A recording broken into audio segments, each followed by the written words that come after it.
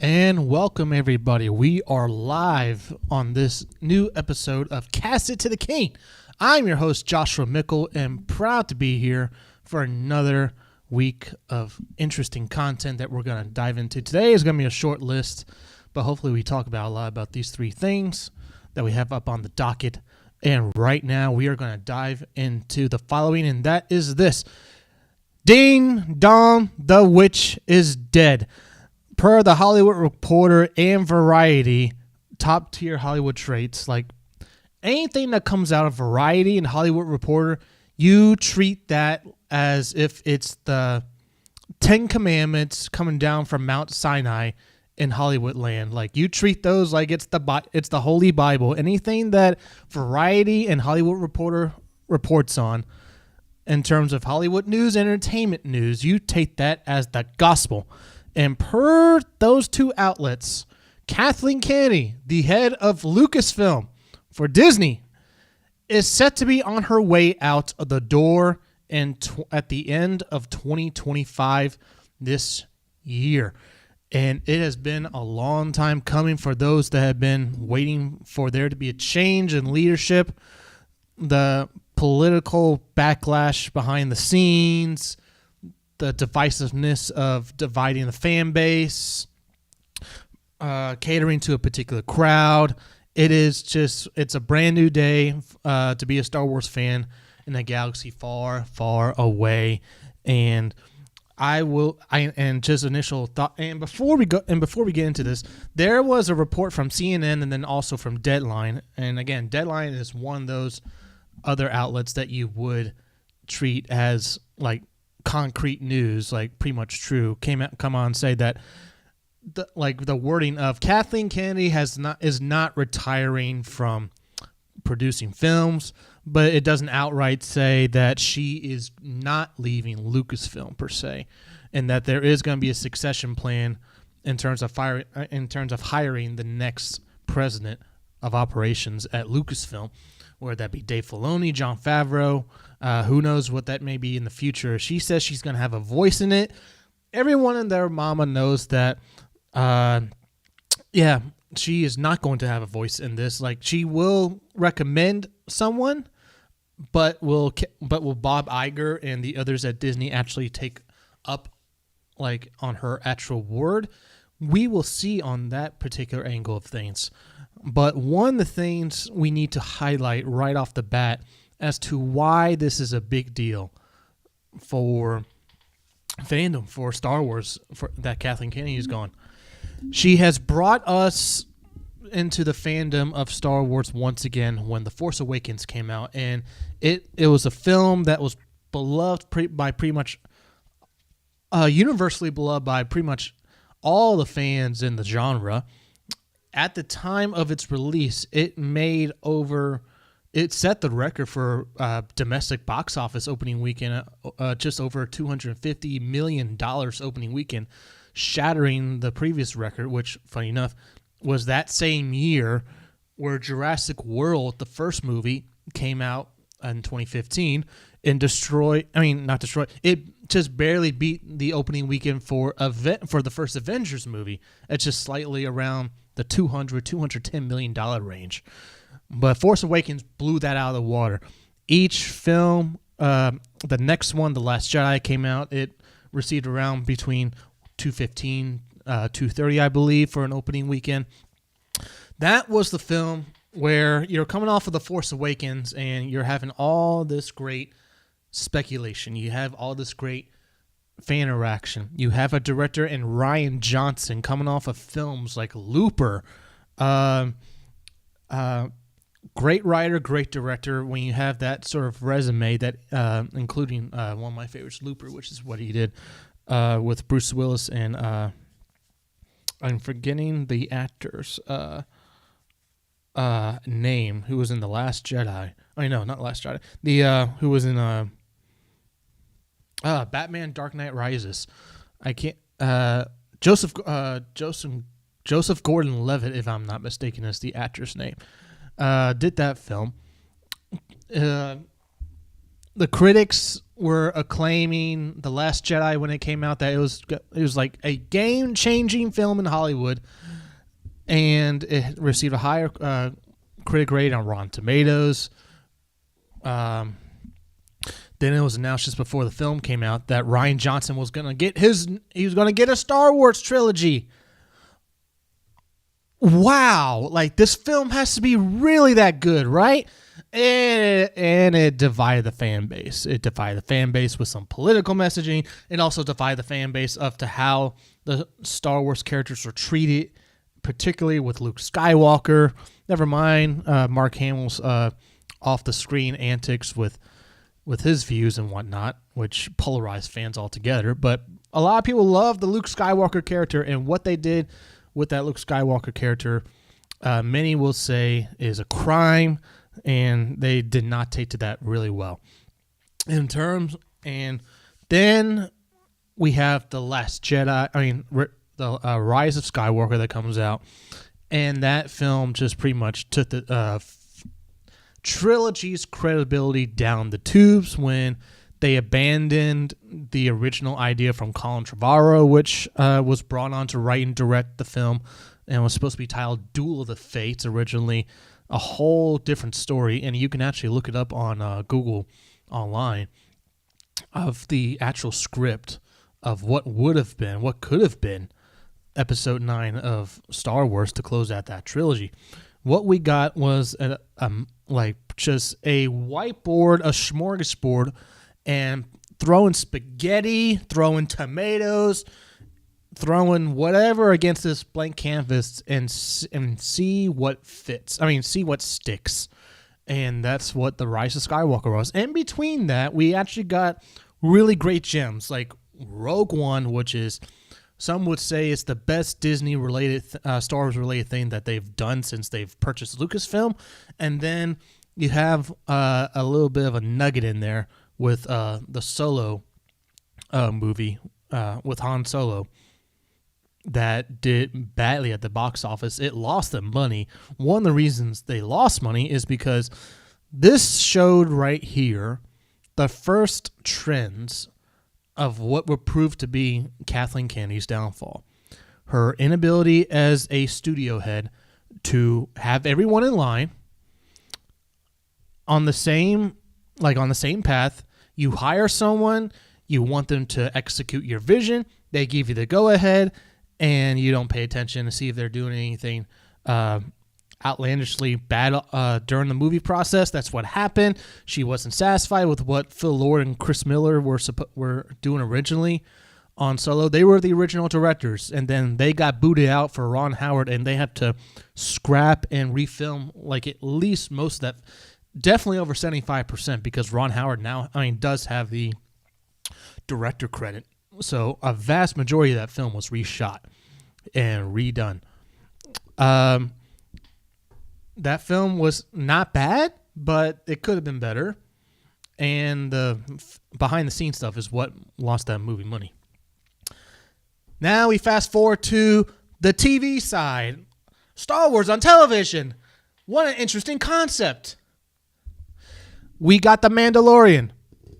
Great first season, really good second season, especially that last episode, which some can argue with me, and I can see their point of view, where when they tell me that if you don't have that last episode with Luke Skywalker at the end of it, season 2 is a little bit of a dud, a little bit of a step back from the first season, to which I would say you have a point. I do agree on that.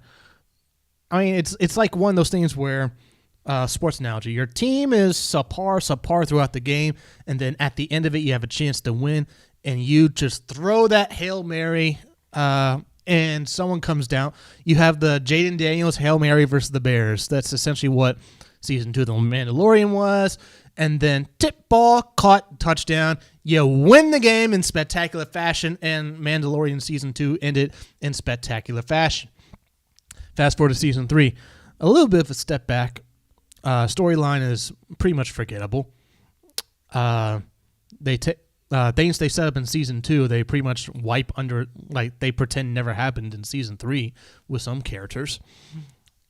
And then we have shows like Andor, which is critically acclaimed, really good. It's getting season 2, and that is supposedly the tail end of what Kathleen Kennedy's trying to go off on a high note. You start off your Star Wars head career with The Force Awakens, and you end it on a supposedly critically acclaimed film TV series such as Andor Season 2. So a little bit of that behind the scenes of why she would want to stay on to the end of 2025.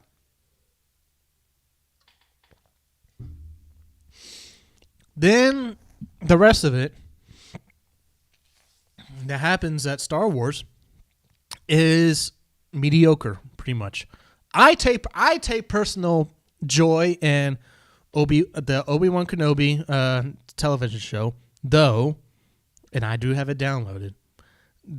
I forget who did it. Someone online took all 5 or 6 episodes of Obi-Wan Kenobi, re-edited it, made some cuts and some edit changes to the actual story, and made it flow like a 2.5-hour movie. And Obi-Wan Kenobi was supposed to be a spin-off movie originally. And then it got delayed because of writers. No one was connecting with Kathleen Kennedy. And then they finally put it together as a TV show. The 2.5-hour fan cut of Obi-Wan is really good and deserved to be a movie.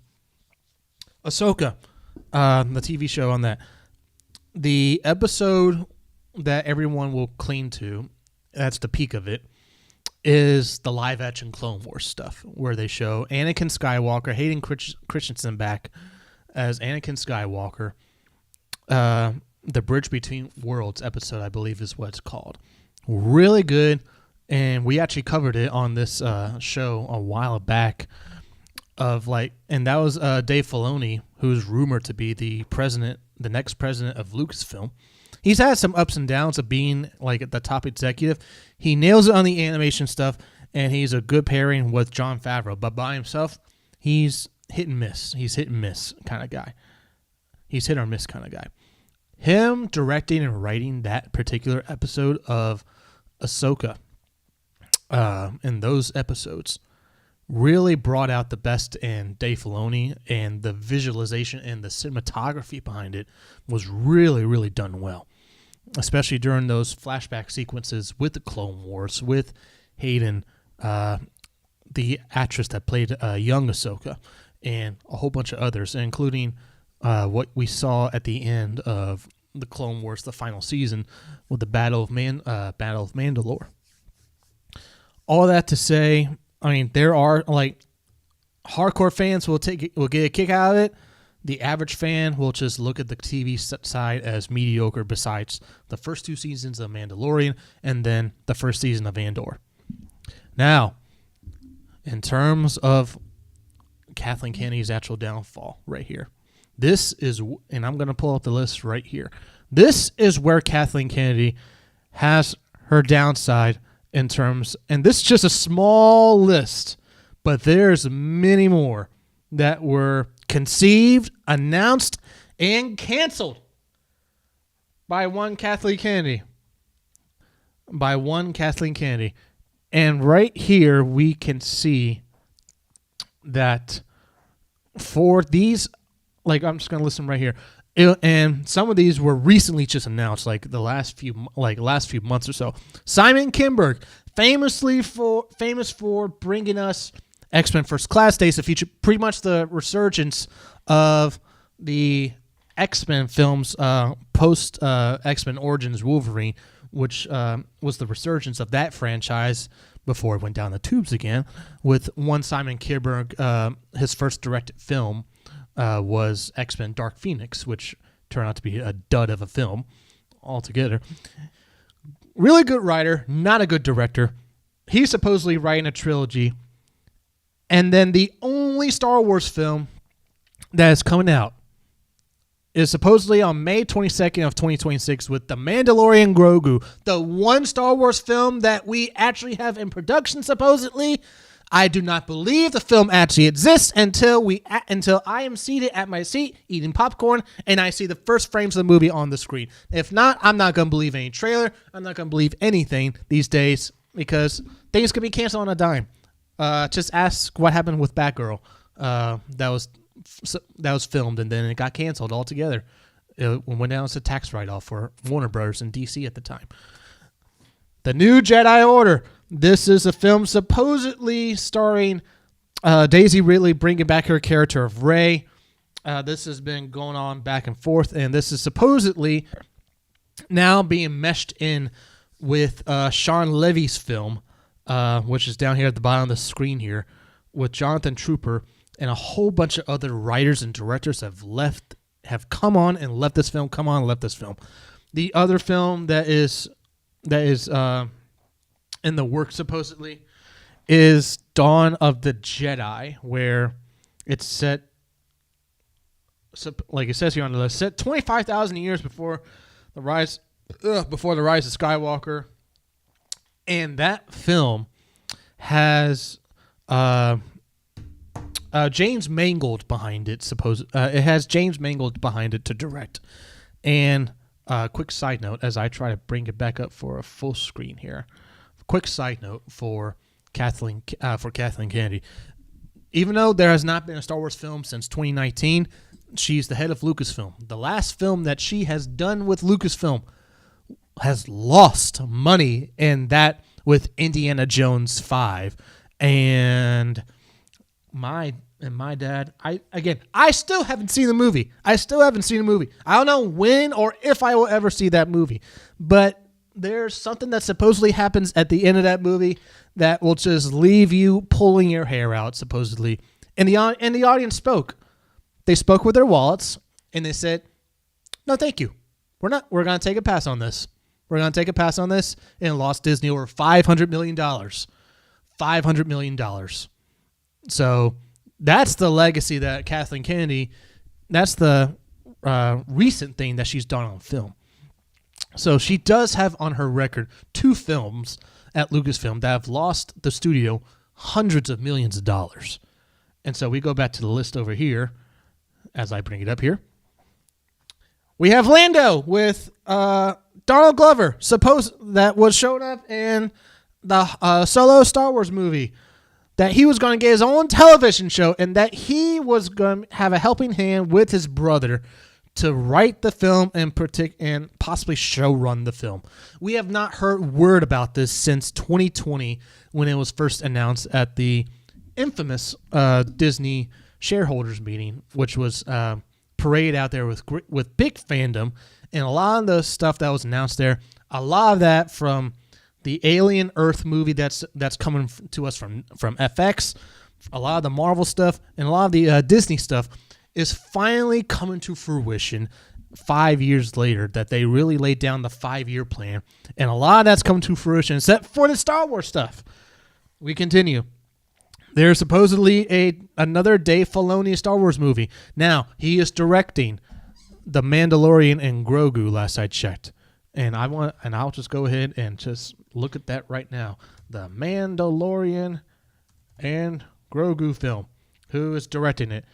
And it says here that it's going to be directed by Jon Favreau. It's written. Yeah, it's going to be written by Jon Favreau and Dave Filoni, but Jon Favreau is going to be directing that movie.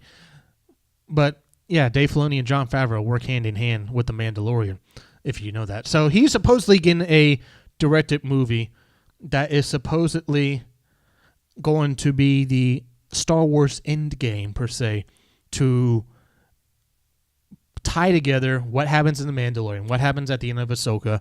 Spoiler alert. It's the heir to the Empire sort of stuff. And then you have the Book of Boba Fett that's supposedly supposed to tie in everything with not Khan. That's that's Star Trek for you.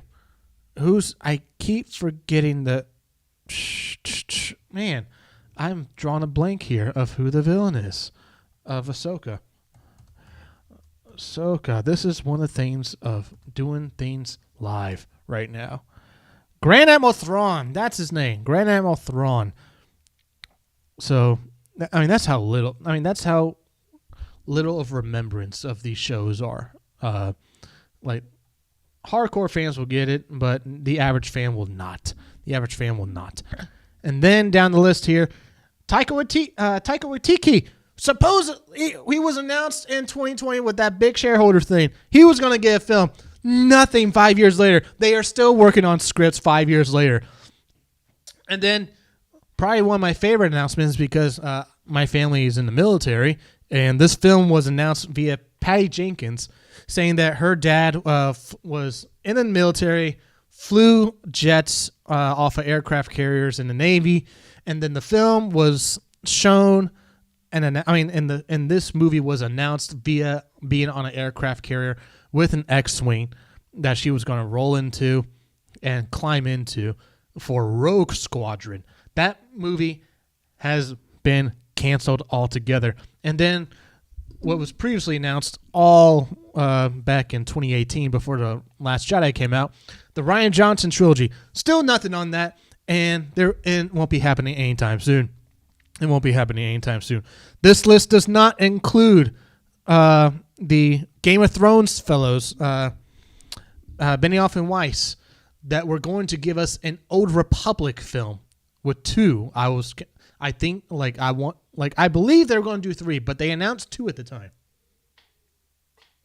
And that those films were going to be releasing on every odd year that Avatar for James Cameron was not supposed to be in theaters in December.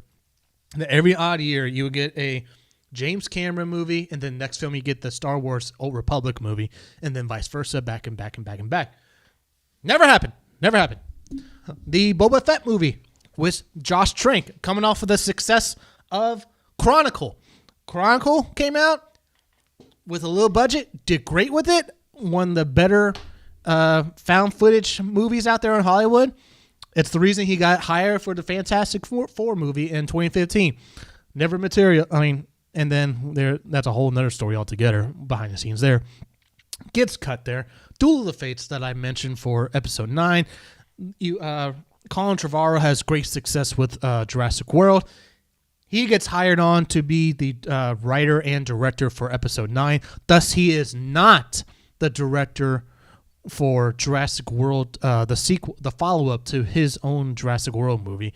That he is not the director of that movie, but he does come back for the recent Jurassic World movie because they let him go for Star Wars Episode 9, and they brought back J.J. Abrams. There are so many, and I cannot list them all right now because there are just so many where Kathleen Kennedy did not have her ducks in a row, does not know how to run a studio, and was not on the same page with her writers and directors.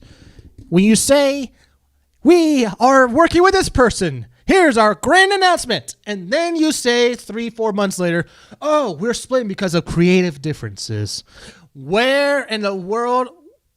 What has happened between those few months where there are creative differences? You should be hashing these things out before you announce to the world that you are bringing someone on as a director, writer, etc., etc.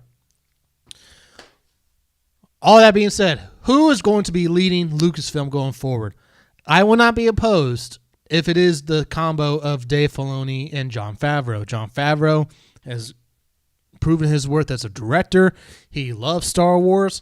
Dave Filoni has a much in-depth history of the lore, but him as an executive or a producer has been hit and miss, and we'll see what happens going forward because it's nothing but positive things. It's nothing but positive things, but the one thing that Kathleen Kennedy, of all of the film announcements that she was supposedly having in the lineup, another TV show that got canceled, Rangers of the New Republic, a follow-up to Mandalorian Season 2 with having the WWE lady that got fired, Gina Carano, was supposedly starring her great side character in the first 2 seasons of Mandalorian. She gets fired for reasons off screen, dealing with the political world, and now in a lawsuit.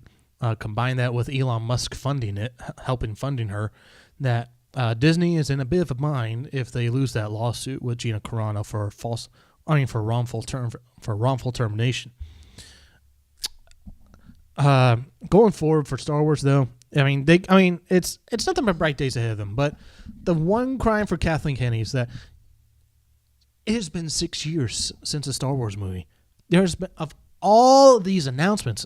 I want to say she announced at least 20 film projects, and the one project we are getting is a sequel to a television show. It's a sequel to it's season 4 of The Mandalorian. It's a sequel to the television show. That's the one film that she has given us since The Rise of Skywalker. And for her not to have another film cranked out, at least by 2021 or 2022 at the minimum, is egregious. It's malpractice when you have such an IP. You have tons of books to go through.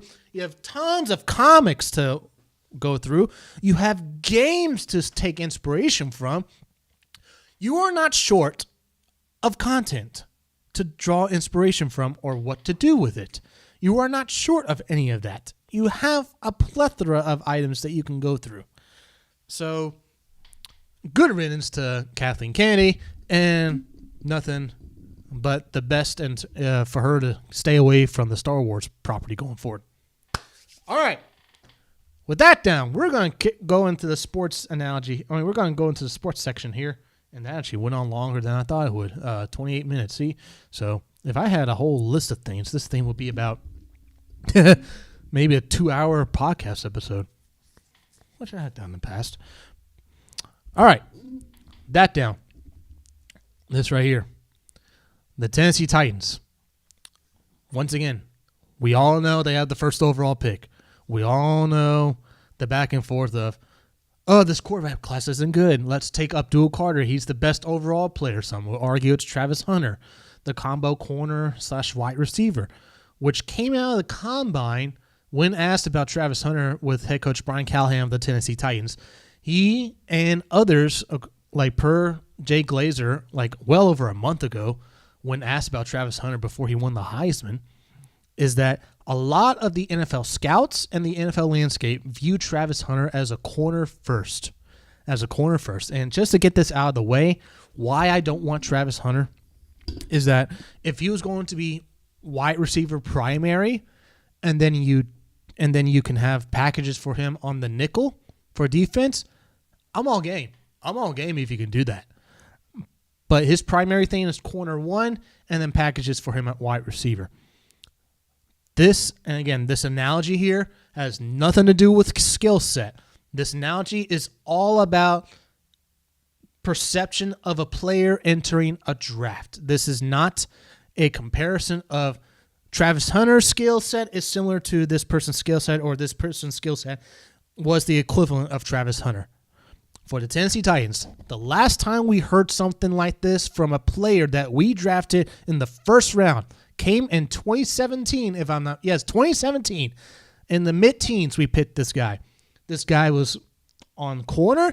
He ran offensive plays, and he was playing special teams and was a dynamic skill player that they called him at USC. One Adoree Jackson. We have been through this charade of like gadget players. Can you run him on defense? Can you run a couple plays with him on offense?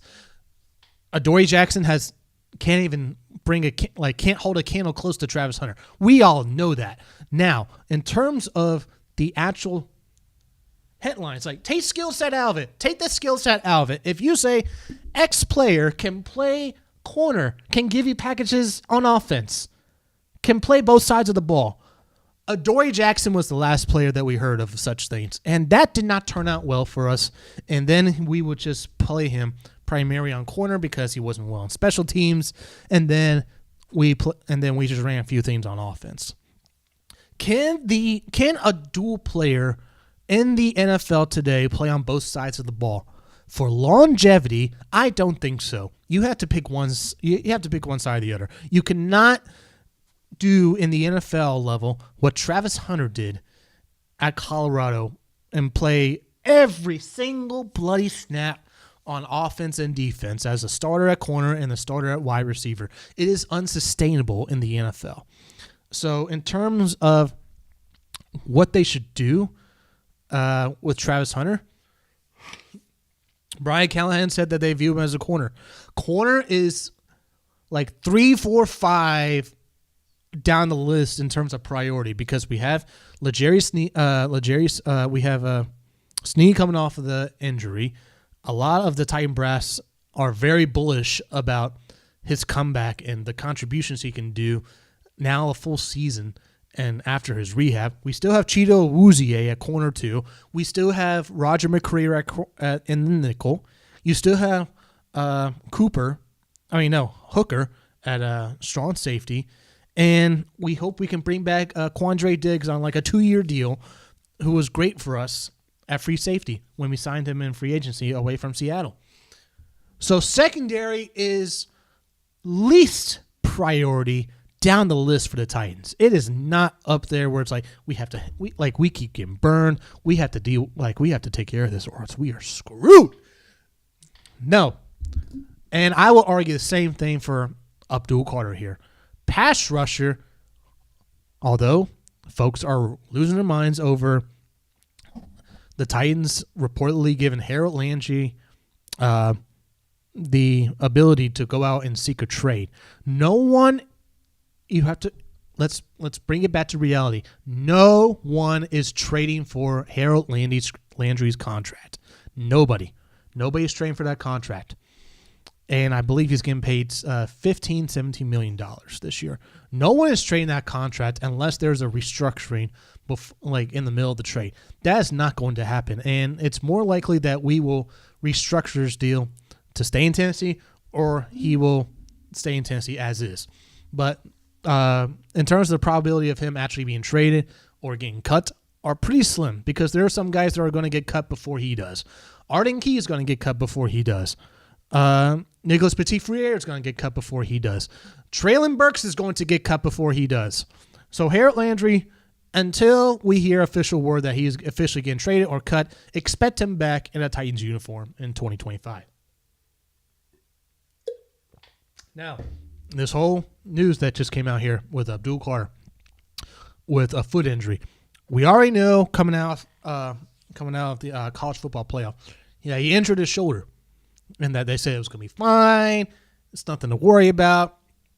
And then going into the combine, we haven't heard squat about a foot injury. Then they evaluate him at the combine, and they test him for health-related purposes because he's not he's not participating because of the shoulder injury. It was found out that he has a nagging foot issue, and I believe, if the wording's correct, it's a stress fracture. I mean, again, I don't know the wording off the top of my head right now while I'm live. But it brings up, for this topic here, should the Titans still draft him at first overall? And before we do, there is actually a video per a doctor from a reputable doctor, Dr. Rock, that looks at that evaluates players' injuries and can pretty much give you the landscape of what the impact of the injury is to the average NFL player. Now, the last person to have this particular injury that went top 5 in the NFL draft that we can remember of is Julio Jones, and he actually turned out to be really good for the Atlanta Falcons. Which, by the way, that pick was originally Cleveland's, and then Atlanta traded a haul to get from 20-something to number 5. So that's a haul that the Browns got from the Falcons. The Falcons reaped off of those rewards, and Cleveland fumbled all those picks that they got.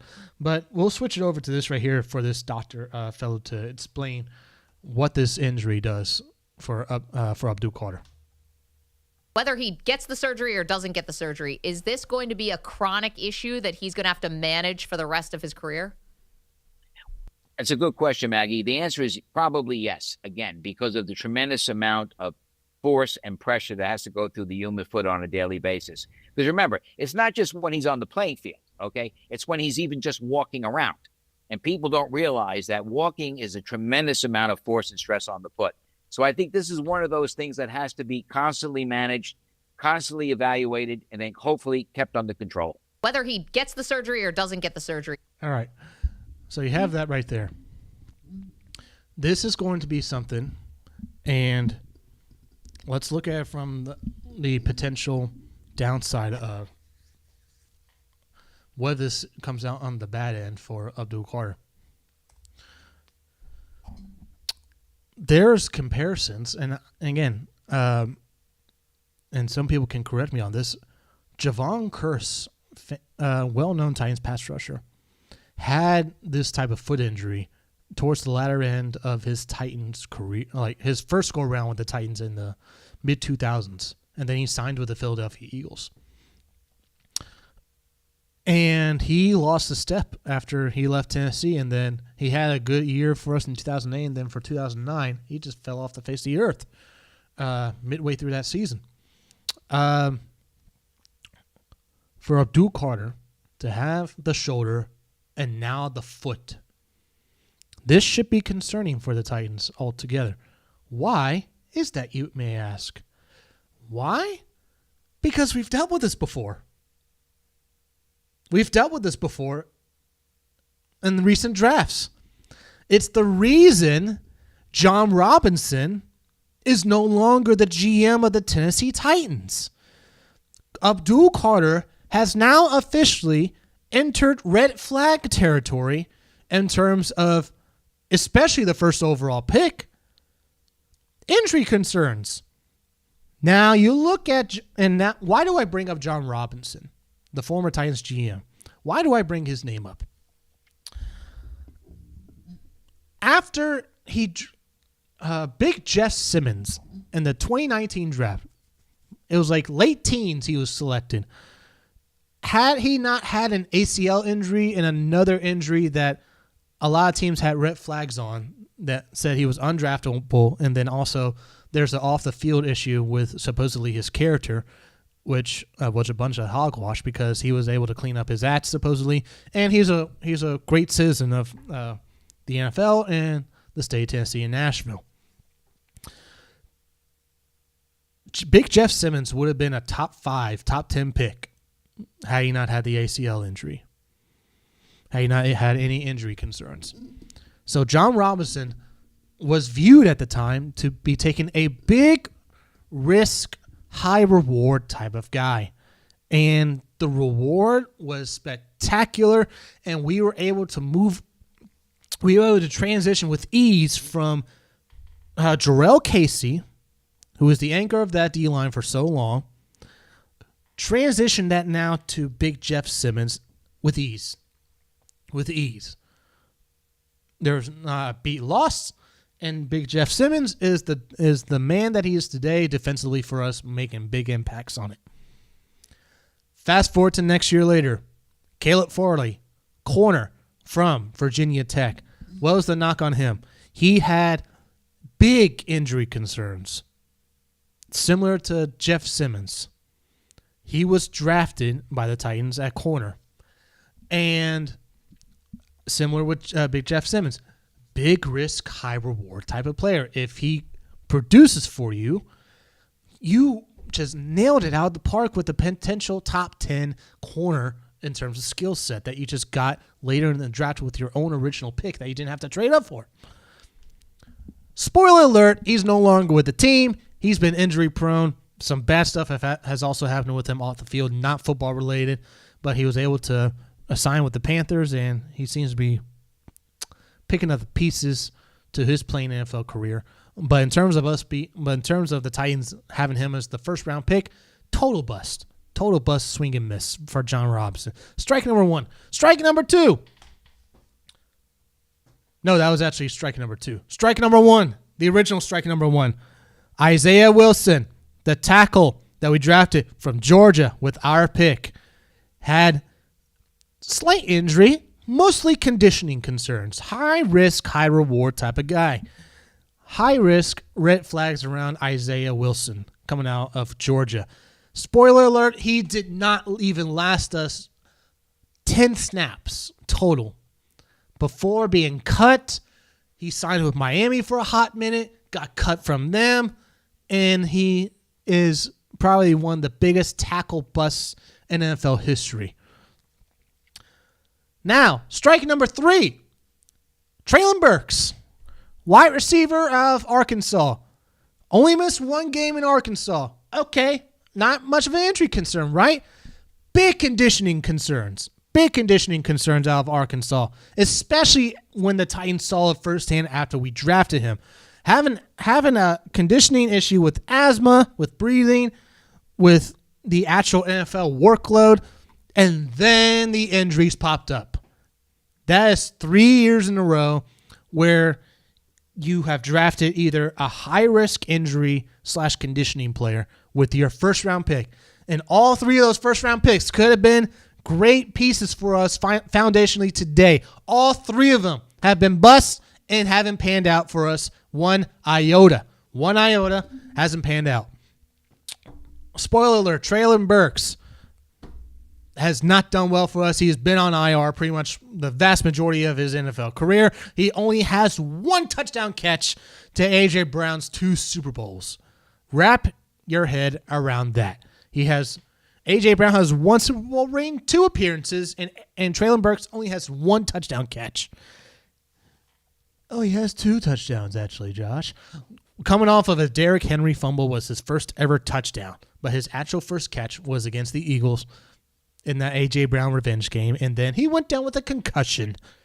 So, should have been fined and suspended, that Eagles player, but hey, that's revisionist history. The point is, John Robinson, after drafting and seeing the rewards of Big Jeff Simmons, thought that to be the norm of, hey, I nail it with this guy. I can keep doing this with ease. Let's draft players that are high risk, high reward, and we're going to benefit on the high risk. We're going to benefit on the high reward side. 3 times in a row with first round picks, total swings and misses. And now the fan base that claims to hate John Robinson's guts for what he has done the latter parts of his Titans career want to take the same mindset with John Robinson.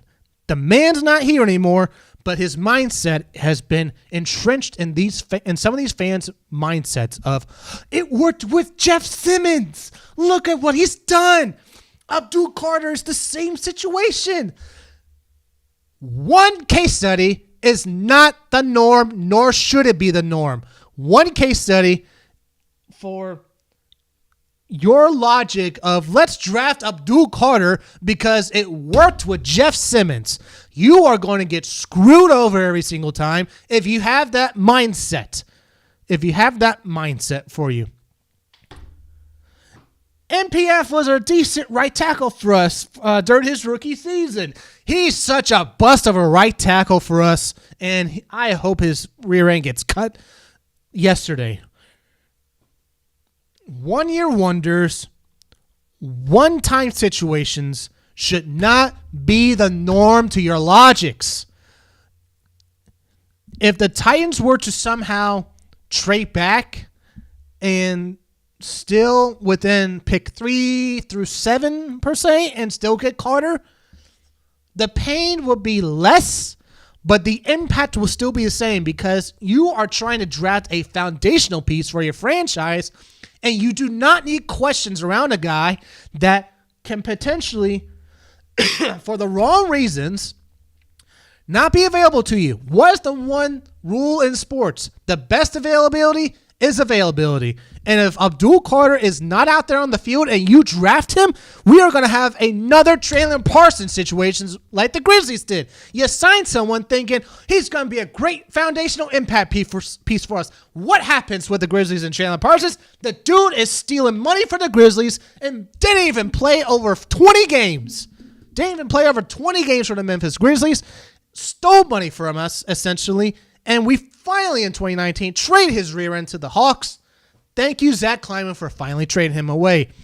If Abdul Carter comes in here, God forbid it's the first overall pick, and you still know this, that he has an injury concern, red flag, and he does not pan out for you, this is going to be one of the biggest draft busts, and it's going to set our franchise back much farther than having a quarterback like Shador or Cam Ward being drafted first overall and they don't pan out. Because if you take Cam Ward or Shador at number 1, you know what you're getting. You're trying to swing for the fences for a franchise quarterback, and if that doesn't work out for you, you know you're going to be looking for a quarterback 3-4 years from now based on the rookie salary cap and the amount and the length that they're going to be having. 4 years minimum, 5 max. If you're not satisfied with them in year 3, you don't need to give them a 5th-year option. So going into year 4 of that rookie quarterback contract, you're searching for another quarterback.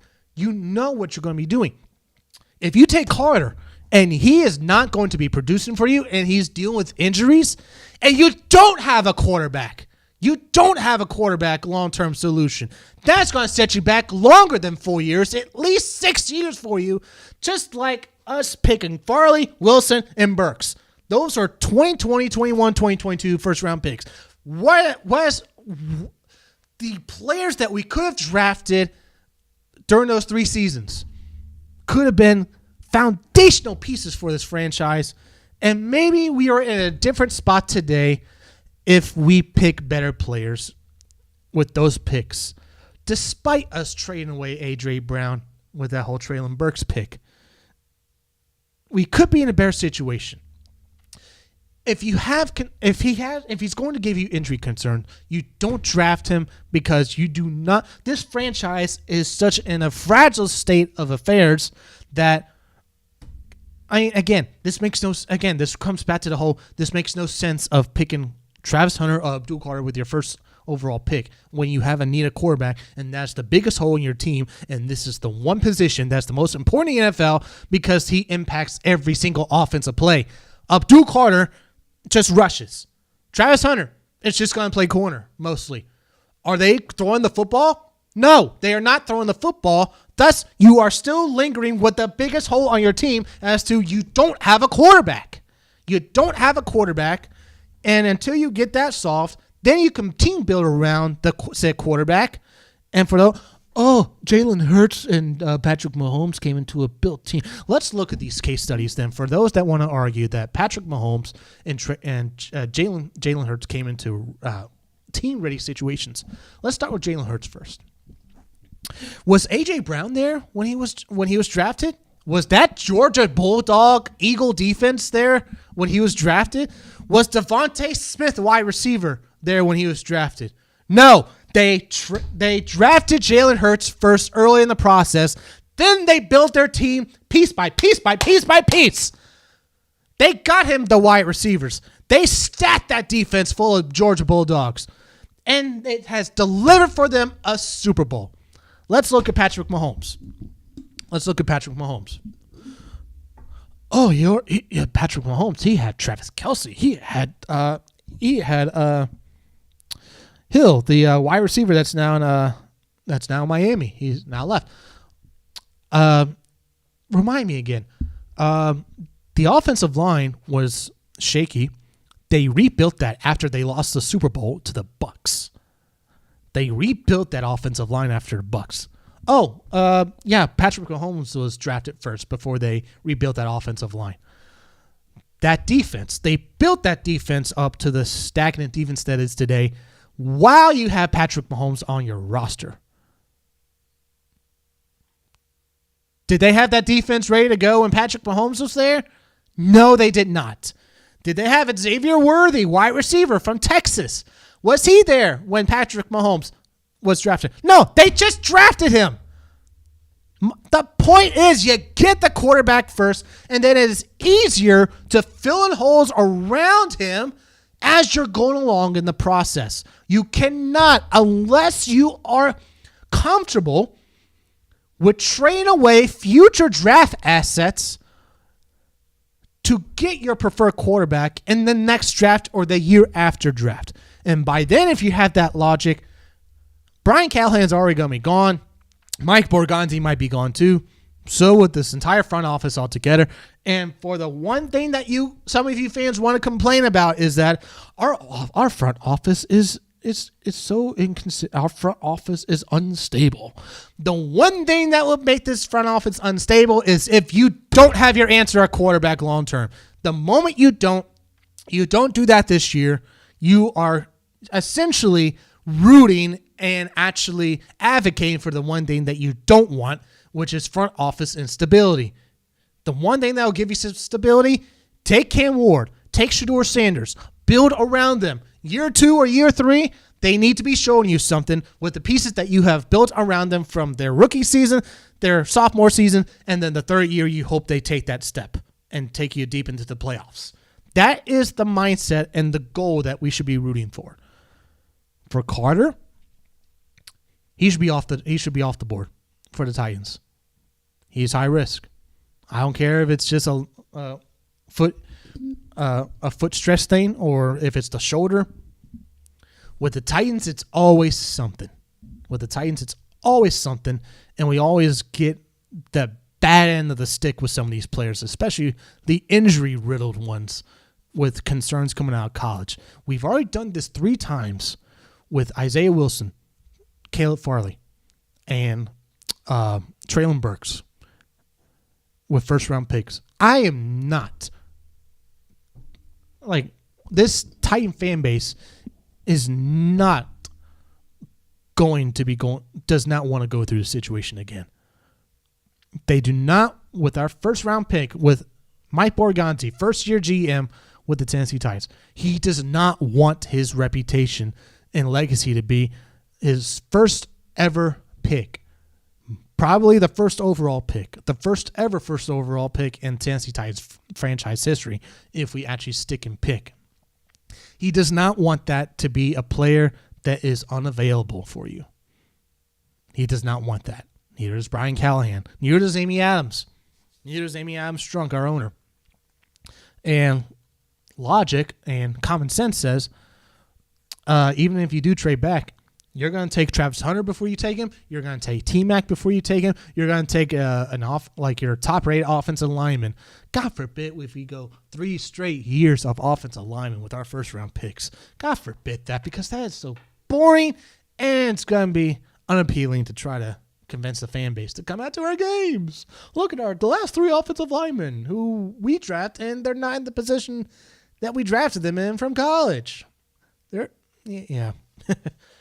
And speaking of these quarterbacks, the trade rumors, the mock trades, the mock drafts. Let's get the mock drafts out of the way. Every other mock draft that is out there that you can find in your mama's closet right now is that the Titans are either going to take Abdul Carter or Travis Hunter, because the reasoning and logic behind it is that we have too many holes. And picking a quarterback would just be redundant, and we need to fill it with an impact player like a Travis Hunter or Abdul Carter. Then you look down their draft boards and see the occasional one with Cleveland taking one, and then the one with the Giants at number 3. Most famously, I can't remember who the name was on ESPN that said with the Titans' first pick that we have too many holes to take a quarterback. The Giants are in our situation. They have just as many holes as we do. And when this guy has them picking Cam Ward,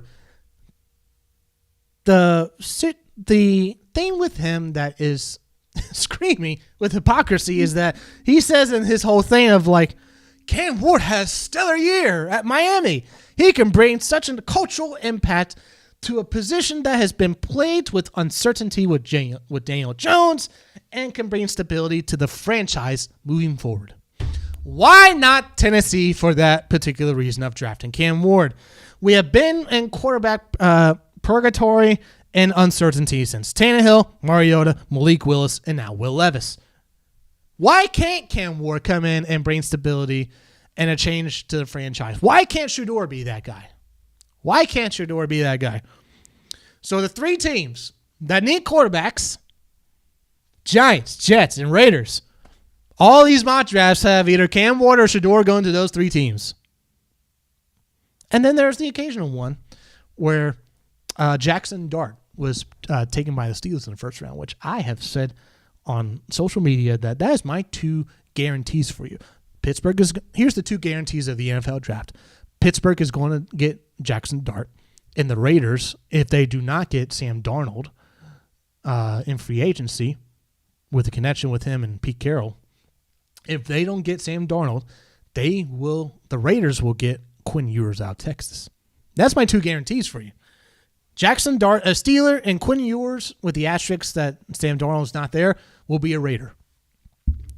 And funny enough to see some mock drafts where Jackson Dart's going to the Steelers, which would be comedic material for the Steelers altogether, especially during Will Levis Light at Ole Miss.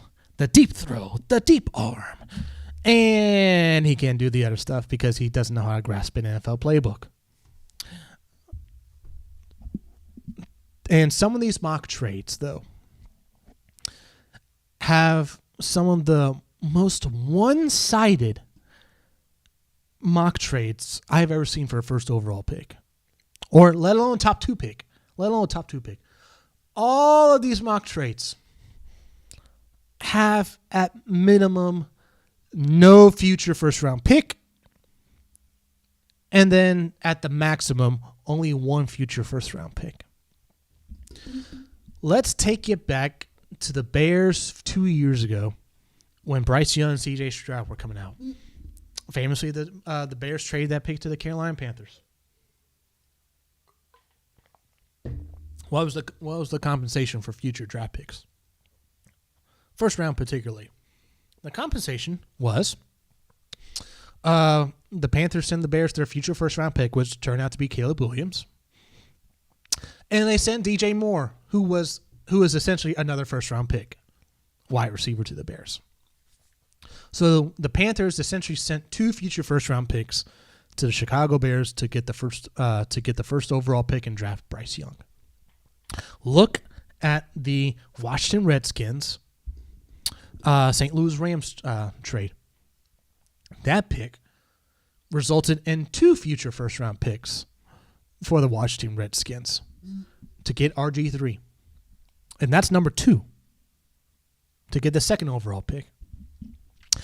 Any trade offer that does not give you 2 future first round picks should be a non-starter. You hang up the phone immediately. You scoff at that. You scoff at a trade offer that does not give you at minimum 2 future first round picks. You scoff at that. You look at the offer. It's like 1 future first round pick and a few third round picks for future for next year. You on that offer and you send it back to said team that sent to you.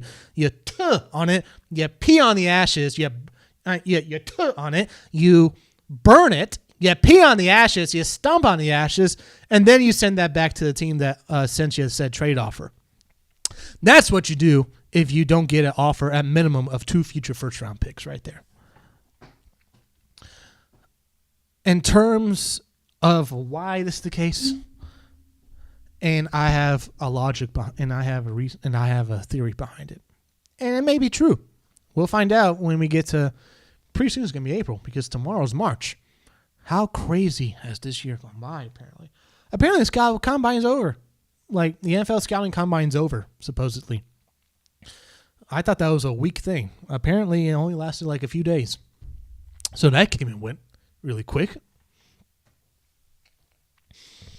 The reason teams are offering Tennessee so little and or not offering them a big haul is because they believe in their mindset, and this is partially the media to blame as well for sending said mindset, is that they are convinced that the Titans are not going to draft a quarterback even if they don't trade up, and that the quarterbacks will just fall to them with ease, with no issue whatsoever. If this was any other team with the first overall pick, if this was the Giants, if this was the Raiders, if this was the Jets, there's no question that Cam Ward And like 8 out of the 10 mock drafts is being taken first overall. And then 2 of those 10, it'll be Shedeur Sanders being taken first overall. So why is it that with the Titans that these media pundits do not want Cam Ward and Shedeur Sanders in Tennessee? Why is that? You can say it's market. New York is more attractable than Nashville. Las Vegas is more attractable than Nashville, even though we get the name Nash Vegas. So never mind that. Some of it can be the argument of this is a weak quarterback class, which if you say that, you haven't watched tape of these guys at Colorado, what the situation Shedeur went through, and then Miami, what a situation that was when Cam Ward entered the building last year. You have not watched the tape. Another thing is, and particularly with Shedeur, it's because of his last name. The hate that he gets with his last name of him being Deion Sanders' son, which an anonymous NFC general manager executive came out and said on the record to Ian Rappaport, I believe, said that if Shedeur Sanders' name was Shedeur Williams or Shedeur Benedict, that there would be no question that Shedeur Sanders would be a top 2 pick in this draft. So some of the predacious hate and agendas that may be against Shedeur because of his upbringing, because of what folks would view as his entitlement, per se, is really has their head in the sands. They really have their head in the sands because that is not, at least according to the interviews and interactions that folks have had with Shedeur and his teammates at Colorado, that he is not anything like that at all. Same with Cam Ward. Cam Ward can, and this is similar to Shedeur when they bring up the whole, they haven't played in the SEC Big Ten. They had such walkover schedules easy schedules at Colorado and Miami. Cam Ward was a 0-star recruit. He has built his way up from nothing to potentially being the first overall pick. Not since an athlete like John Morant, where he got basically nothing coming out of high school. And then Murray State was the one school that said, hey, you can come here and show your abilities here with us. And he turned that into the 2nd overall pick with the Memphis Grizzlies. And that has been a great gift from God right there for the Memphis Grizzlies franchise. Cam Ward, from him being the 1st overall pick, would just be a really, really fascinating story to watch. From him when he started out coming out of high school to him being the 1st overall pick with that storyline, what he did with Miami, just barely missing the playoffs, would be an interesting thing. I think more fans in Nashville would be more accepting to Cam Ward because of his body type and his arm. Again, I'm not going to lose sleep if Cam Ward is the quarterback. I will be one of the first people that buys a Cam Ward jersey.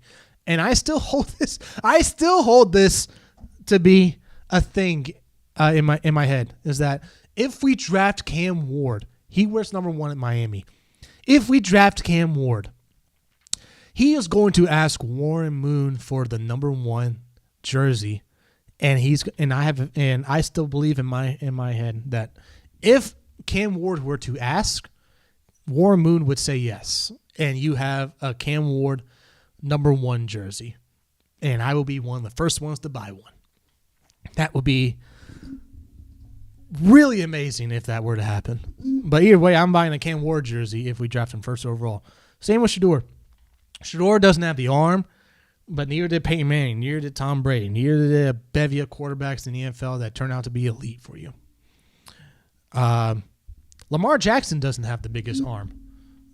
And look how he's doing. He's an MVP.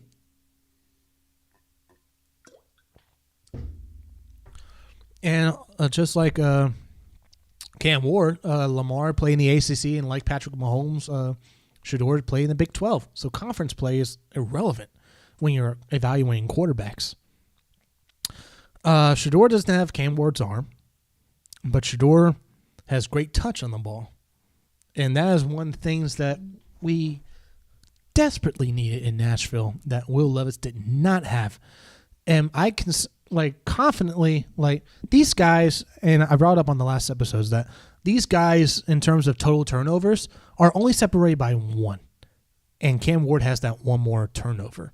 So in terms of turnovers, both and rewatching some of the Miami tape from last year, I can confidently say that Cam Ward and Shedeur Sanders has the skill set that Will Levis doesn't have, and that is being elite between the ears.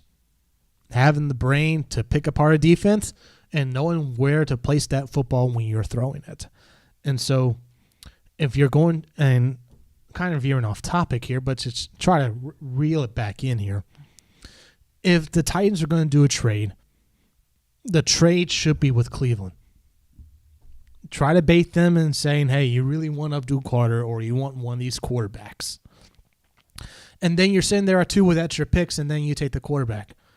It's risky if you do it with the Giants because you don't know if Cleveland's taking a quarterback. And if you trade with the Giants at 3, they're definitely taking a quarterback at 1. And you don't want to be crossing your fingers and hoping one of the 2 quarterbacks fall to you with extra picks because you don't know if Cleveland's going to be taking one. Because if they take one, you're left with no quarterback. This quarterback class without Shedeur and Cam Ward is 2022 levels. It is E.J. Manuel class levels. I think that class was 2013, if I'm not mistaken. It's going to be on those levels bad. It's going to be on Johnny Manziel, Teddy Bridgewater, who was a decent quarterback before he tore his ACL in Minnesota. 2014 draft bad. Like Shedeur and Cam Ward can lead a franchise in the NFL. Everyone else after that, it's a crapshoot. It is a crapshoot after that. All right. With that being said, we are going to close out the show.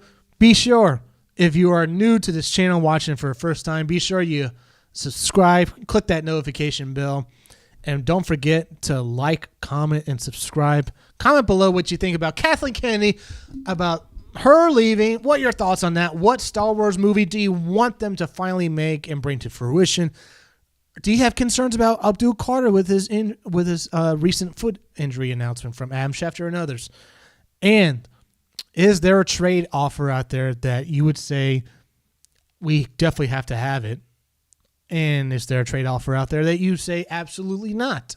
Do you stick and pick like I want them to with them drafting Shedeur or them drafting Cam Ward? With that, my name is Joshua Mickle, and as always, keep kicking it to the king.